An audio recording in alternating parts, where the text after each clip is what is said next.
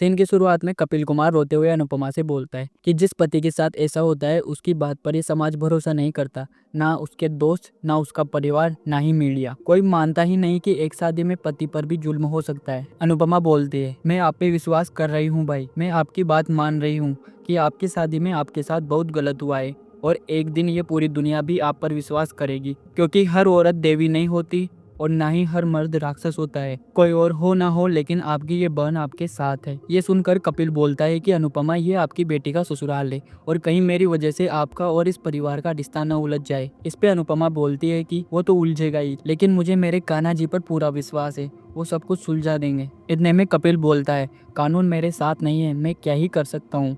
इस पे अनुपमा बोलती है, तो कानून को अपने साथ कीजिए, नहीं कानून को अपनी तरफ कीजिए, अपनी सच्चाई साबित कीजिए, सबूत जुटाइए। सीन शिफ्ट होता है प्रेरणा पर। प्रेरणा सोकर उठती है और प्यार से प्रेम की तरफ देखने लगती है। प्रेम नींद में होता है और उसे ठंड भी लग रही थी। ये देखकर प्रेरणा अपना फर्ज अदा करने के लिए प्रेम को रजाई उड़ाती है, लेकिन प्रेम नींद में प्रेरणा का हाथ पकड़ लेता है। ऐसा होते ही प्रेरणा के मन में लड्डू फूटता है और वो प्रेम के गाल पर किस कर देती है। इतने से प्रेरणा का मन नहीं बढ़ता तो वो एक और बार किस कर देती है। इतने में प्रेम की नींद खुल जाती है। प्रेरणा को अपने ऊपर चढ़ा पाकर प्रेम बोलता है, व्हाट द हेल। इसका असर राई के रूम में रखी फोटो फ्रेम पर होता है और फोटो फ्रेम नीचे गिर जाती है। राई चौंक कर उठ जाती है। अनुपमा बोलती है, आराम से राई। अनुपमा फोटो फ्रेम उठाती है तो फोटो फ्रेम टूट चुकी होती है। इसका मतलब तो आप सब समझते ही होंगे। राई जो पहले से ही टेंशन में थी अब और घबरा जाती है। अनुपमा राई से बोलती है कि रात से तेरी प्रेम से बात नहीं हुई, इसलिए तुझे ऐसा लग रहा है। ऐसा कर, प्रेम से बात कर ले।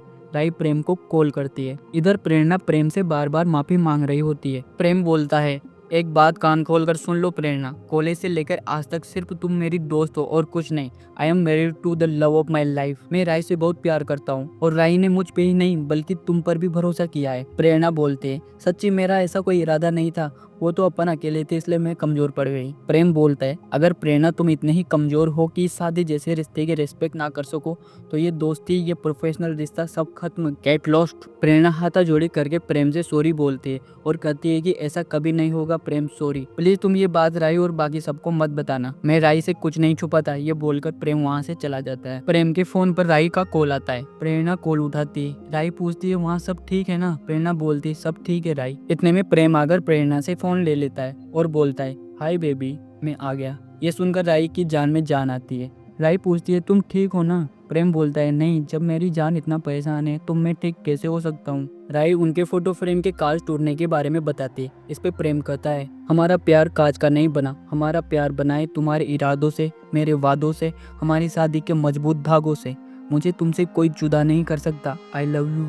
ये सुनकर राई खिलखिला उठती है। सीन शिफ्ट होता है। अनुपमा राई और अंश को अपने हाथ से खाना खिला रही होती है। राई बोलती है, माँ आप अंश को इतना बड़ा निवाला खिला रही हो। अंश बोलता है, दिमाग की साइज के हिसाब से खिला रही है माँ, इस हिसाब से सबसे बड़ा निवाला मुझे मिलना चाहिए। अच्छा, कहाँ की साइंटिस्ट है आप? तू कहाँ का सबसे बड़ा ब्रेन सर्जन है? ऊपर से मेरे हाथ में चोट लगी है तो इतना छोटा नहीं, मुझे बड़ा दीजिए। ऐसा करते हुए दोनों बच्चों की तरह लड़ने लगते हैं। अनुपमा दोनों को बोलती है, मत भूलो ये तुम दोनों का ससुराल है। माई इन तीनों को दूर खड़ी देख रही होती है और अपने अतीत के बारे में सोचकर इमोशनल हो जाती है। अनुपमा माई को देखकर बोलती है, माई माई तू भी आ जाने। बेटा अभी के लिए लड़ाई झगड़े से टाइम प्लीज कर ले। माई ये सुनकर इन तीनों की तरफ आती है लेकिन बीच में ही भागकर ऊपर चली जाती है। इतने में कपिल कुमार आ जाते हैं। अनुपमा कपिल के पास जाती है और कहती है, सब ठीक? कपिल बोलता है, आपने बिल्कुल सही कहा था अनुपमा जी, मैं अब और चुप नहीं रहूंगा। कीर्ति का असली चेहरा मैं सबके सामने लाके ही रहूंगा, लेकिन ये सब होगा कैसे? इस पे अनुपमा बोलती, एक बार आपने अपने मन में ठान ली ने तो सब खो जाएगा। आदर्शों से युद्ध नहीं जीते जाते, युद्ध के लिए नीति अपनानी पड़ती है। देखिए, हम हाथ नहीं चला सकते, जुबान नहीं चला सकते, लेकिन दिमाग तो चला सकते हैं ने। कपिल कुमार कहता है, मैं कुछ समझा नहीं। अनुपमा कहती है, कपिल कुमार आपके पास मोबाइल है ने, अब से यही आपका सबसे बड़ा हथियार है। अब से कीर्ति आपके साथ जो भी करे उसका वीडियो बनाकर दुनिया के सामने लाइए। सीन शिफ्ट होता है। सभी हॉल में बैठे होते हैं, तभी एक आदमी आता है। कपिल कुमार से मिलने को बोलता है, कपिल जी आपकी माताजी का एक्सीडेंट हो गया है।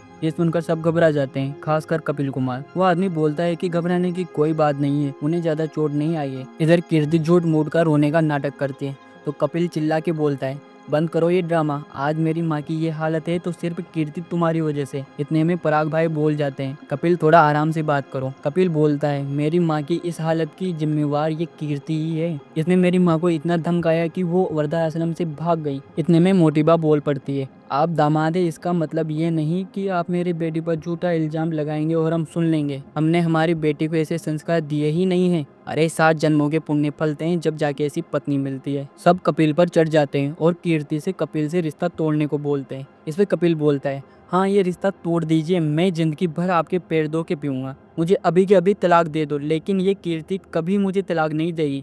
अनुपमा कपिल को शांत रहने का इशारा करती है। कपिल, बस अब बहुत हो गया, मैं जा रहा हूँ अपनी माँ से मिलने, बोलकर चला जाता है। कपिल के जाने के बाद पराग कीर्ति से बोलता है कि कपिल से डाइवोर्स ले लो। अनुपमा पराग को टोकर कुछ बोलने की कोशिश करती है और शो एंड हो जाता है। किस तरह कपिल और अनुपमा मिलकर कीर्ति का भांडा फोड़ते हैं, ये जानने के लिए सब्सक्राइब कर लेना और वीडियो अच्छा लगा हो तो लाइक भी कर दो।